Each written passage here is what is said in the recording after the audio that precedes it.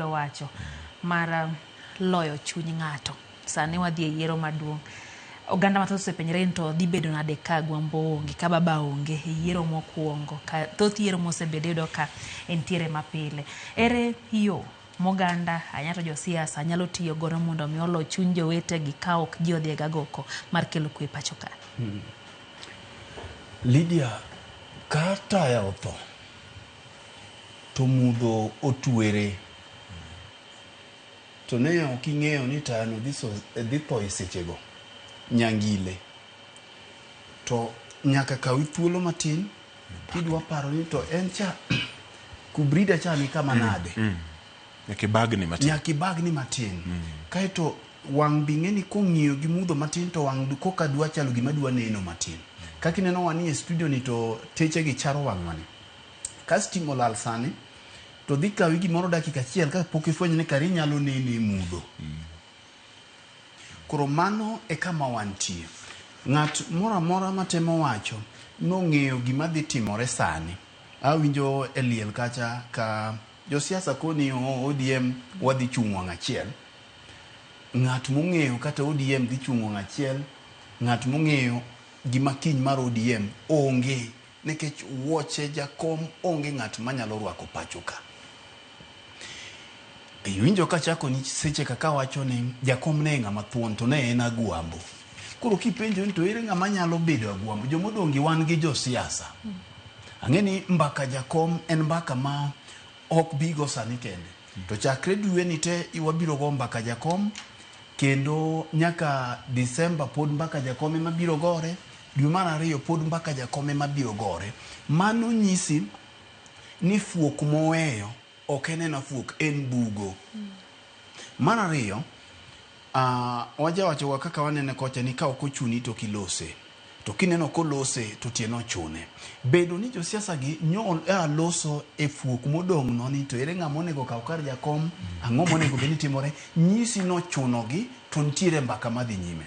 Makmani gima dwa wacho nikech sani koro jowa pod ywak. To gik ma giwacho go bende gin part mar ywak.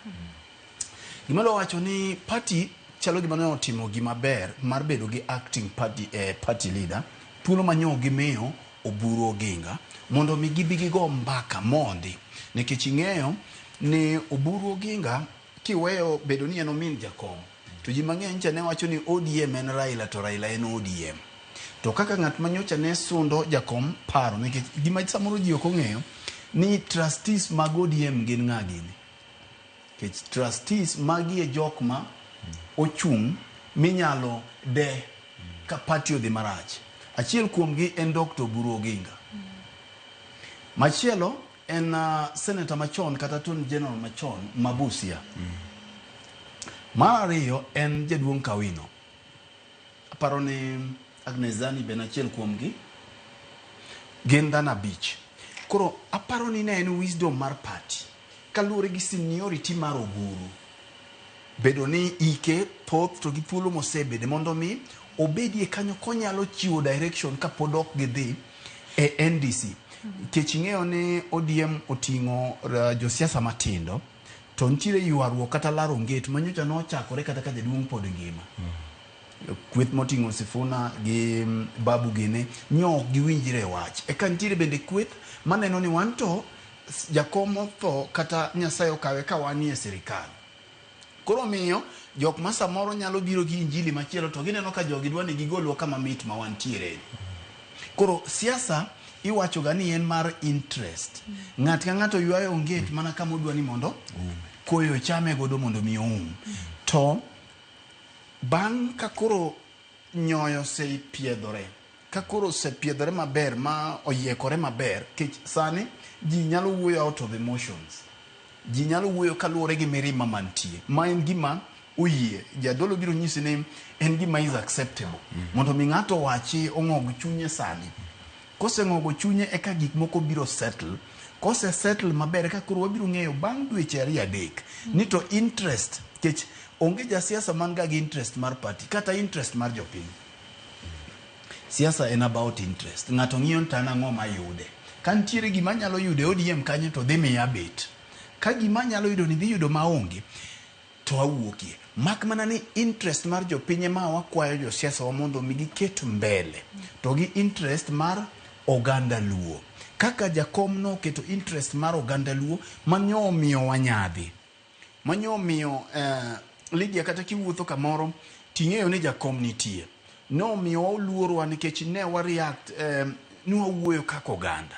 Koro aparo ni mbaka mar jakom en mbaka ma ok nyal go gi odiochieng' achiel, to be ok bi goye gi dwe achiel. Nikech Lydia, isebedo samoro kiparo ni koro kiny kwachako wuok tich ni koro jakom onge.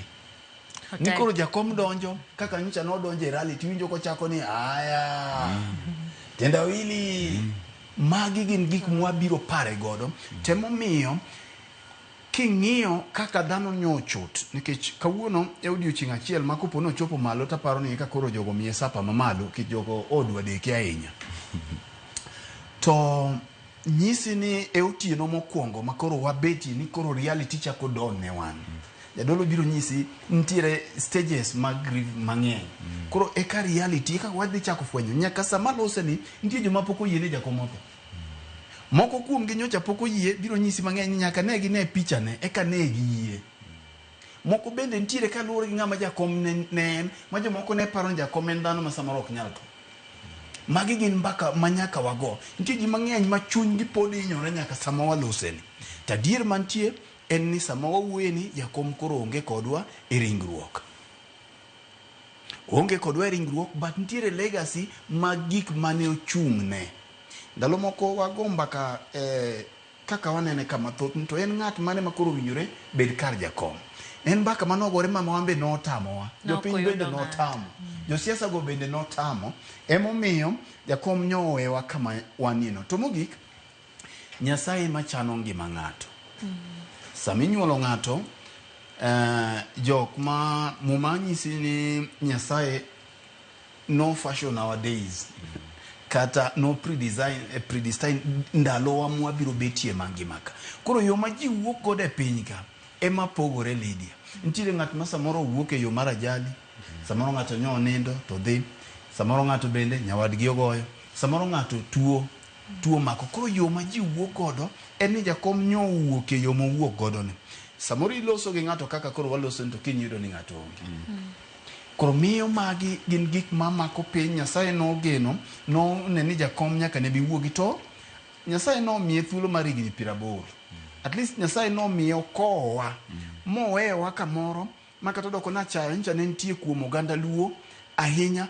To kiwinjo kaka jowa mantiere piny owacho koro loso gi chir, to nyo kowa mod owewa kamoro ma bet ka wan gi jotelo ma wigi konyo, to wabiro yudi kama wanyalo chako godo ka wadhi nyime. Momiyo nyaka wagone jakomero kamano ni sacrifice bede jela higni 9 gi gik mokali, gik mang'eny mosewach kuome ma be ncha waneno. En tich mapek ma nyocha noting'o oganda luo ma wagike kama wagike ni. Koro aparo ni Nyasaye biro konyowa kaka gino medo donjonwa e kaka wamedo yie. Adier koro jakom onge godo, kech ing'eyo ni ka wuon paro wuok dala, to koro nyaka ji yekre koro ng'ini to ng'ane ma nyalo go namba ne, ng'ane ma nyalo go namba ne. Taparo ni kech ano kan jasiasa, ajafuambo ni lai ma gimiyo Dr. Buru Oginga no kuom sani mondo kik tuomruok bedie, e ginyalo miye luor moromo kode mondo mi kata koro gibiro ng'iyo lai ma gidhi godo mbele. Nikech ing'e ni luor manyo jakom omiyo wacha kata oganda mamoko nyomiyowa nikech ne wa react kaka oganda. To bende jo ODM gi nyaka pare ni jakom gi ODM ni nyo tele bende ne ogandini mamoko ma ok joluo. Iwinjo kaka jo loso, iwinjo kaka Sifuna loso, iwinjo kaka Ososi loso. Kik oganda wa ma jo ODM pare ni ODM ni ne en mana party ma joluo. Mi kaka iwinjo Junet wacho ni ofwenyo ni kare nyathi kicha, kik giweyo ogendini mamoko. Ka wuok jakom ni kaka CS Maloso from Turkana cha, winjie ni kare jogi kare koro gin nyithi kich adier. Sani ma jatelo ma wiye liu kaluo nyalo miye joka. Osiepo mane nitie gi jo Mombasa ka, gi jo Malindi manyocha nohero jakom ka. Koro sani jatelo ma wiye liu nyalo miye jogi mondo oganda wa gi tudruok wa ni obedie mana kaka jogi ncha ne gin nyithind jakom gi duto. Erokamano ahinya loyo chuny